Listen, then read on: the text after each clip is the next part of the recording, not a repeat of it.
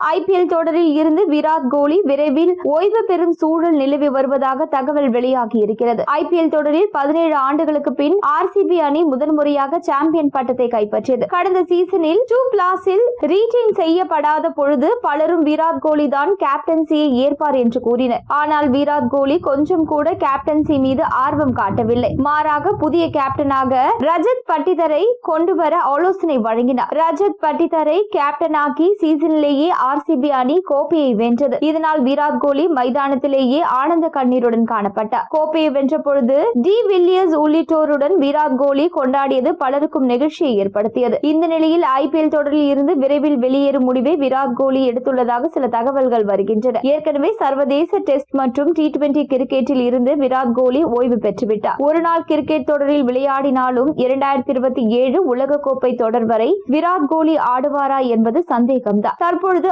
Australia ஒருநாள் போட்டியில் கலந்து கொண்டு தனது ஓய்வை அறிவிக்க வாய்ப்பிருப்பதாக கூறப்படுகிறது. அதேபோல ஐபிஎல் தொடரில் இருந்தும் ஓய்வு பெறும் முடிவை விராட் கோலி எடுத்துவிட்டதாக தெரிகிறது. அடுத்த மெகா ஏலத்தின் பொழுது விராட் கோலியின் வயது 38 கடந்திருக்கும். இதனிடையே ஆர்சிபி அணியுடன் விளம்பர ஒப்பந்தம் செய்துள்ள முன்னணி பிராண்ட் ஒன்று விராட் கோலி விளம்பர தூதராக ஒப்பந்தம் செய்ய ஆர்வம் காட்டியிருக்கிறது. ஆனால் விராட் கோலி ஆர்சிபி அணியின் வேறு வீரர்களுக்கு அந்த ஒப்பந்தத்தை கொடுக்க அறிவுறுத்தி இருக்கிறார். இதனால் இன்னும் 2 சீசன்கள் மட்டுமே விராட் கோலி விளையாட வாய்ப்புள்ளதாக கூறப்படுகிறது.